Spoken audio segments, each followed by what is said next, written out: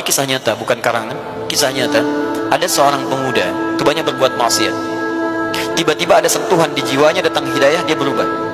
Hidayah itu ingat ya, Allah berikan pada seluruhnya, tinggal anda mau ngambil atau tidak.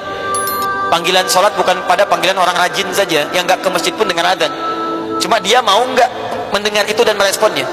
Orang ini kemudian tiba-tiba berubah, lalu dia putuskan untuk jadi lebih baik. Konsultasi, kata syekh ini, pergi ke syekh fulan, belajar di sana. Mirip seperti kisah tadi. Begitu datang diuji oleh gurunya, saya di sini cuma makan kurma, minum air putih, takut kamu nggak kuat. Kata si pemuda ini, saya bertekad berubah. Tayyib, kalau kamu bertekad, ikuti apa yang saya instruksikan. Dia ibadah, kasih. Setelah 3 hari dia mulai berubah jadi lebih baik. Tapi terjadi di sini setan. Hati-hati, setan itu kadang-kadang kalau ada orang ingin berubah, kadang dibiarkan berubah dulu. Setelah itu diberikan satu hal yang buruk supaya dia meninggalkan keseluruhannya. Sama kayak penghafal Quran, dibuat lama dulu, banyak hafalan dulu. Begitu sudah banyak hafalan, dibuat lupa semuanya, nggak mau lagi ngafalin. Apa saya bilang? Faktor apa di situ? Bukan usia, usaha. Usahanya kurang. Kembalikan sini. Digoda oleh setan setelah 3 hari. Kamu itu enak, baru 3 hari di sini, bisa tahan, makan kurma, minum. Syekh kamu mungkin sudah 13 tahun, 30 tahun belum makan enak. Sebagai santri, jadilah murid yang berbakti, carikan makanan yang enak.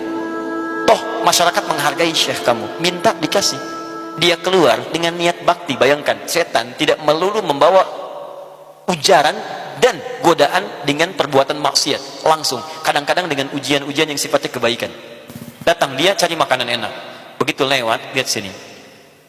Ini rumah pertama. Begitu lewat, dia naik ke sini. Begitu naik, ngintip-ngintip gak ada makanan, turun lagi ya. Jalan lagi, begitu lewat sini, cium bau makanan. Begitu naik, dia temukan dari kejauhan satu tungku perapian. Kemudian dia datang ke situ, begitu dibuka, dia melihat terong baunya sudah enak, yang sudah matang. Begitu sudah ada, muncul godaan. Ambil aja, coba dulu. Toh penghuni rumah ini pasti kenal dengan gurumu orang terpandang. Ambil baru minta izin belakangan, pasti akan diizinkan. Ayo ambil aja dulu, coba dulu. Begitu dicoba, lihat baik-baik ya, orang yang sudah berhijrah kondisi hatinya akan beda. Begitu dicoba masuk ke mulutnya, turun keterangan dari dalam dirinya, itu bukan punya kamu, muntahkan. Itu dalam bahasa Quran disebut dengan burhan. Laula arraha burhana rabbi. Nabi Yusuf ketika digoda oleh perempuan untuk menggoda dirinya, muncul burhan dari Allah, tinggalkan dia. Saya yakin pada Allah, anda pun kalau jarang maksiat, begitu akan mengerjakan, hati anda pasti akan menolak. Itu yang disebut dengan burhan. Lemparkan itu, buang. Begitu dimuntahkan oleh beliau, lihat apa yang terjadi ya. Begitu dimuntahkan, lari dia, ingin konsultasi pada syekhnya, takut berbuat salah lagi. Begitu balik sampai di tempat syekhnya, apa yang terjadi?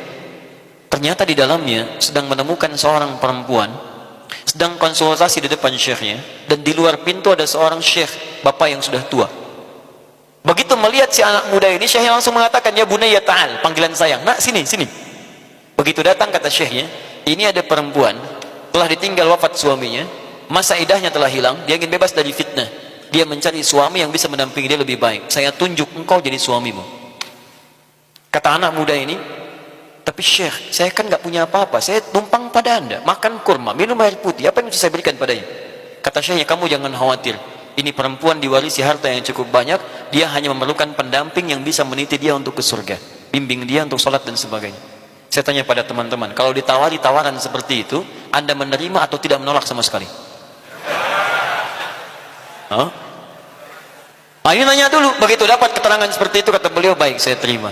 Singkatnya diakadkan, ternyata di luar tadi bapaknya dipanggil, diakadkan di situ. Begitu selesai, ketiganya pergi menuju rumah baru untuk si laki-laki ini. Di jalan lewat yang ini tadi.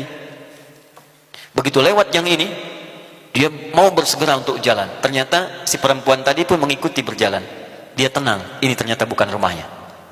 Jalan lagi ke sini, begitu jalan di sini, dia pun menggenggam tangan istrinya untuk buru-buru. Kata istrinya, Zauji, hadza baituna. Sayang, ini rumah kita. Rupanya rumah itu adalah rumah yang tadi ada terongnya, yang dia naik. Dibawa ke situ, begitu dibawa, bertanya istrinya, Zauji hal anta ja'i? Sayang, kamu lapar? Dia udah deg-degan tuh, udah nggak tenang, rumah pemilik terong gitu kan. Ditanya lapar, tapi dia nggak bisa bohong karena hatinya sudah bersih. Ya, saya lapar. Dia cerita, saya cuma makan kurma begini, minum air putih sebagainya. Baik, tunggu sebentar, aku bawakan yang sudah aku siapkan.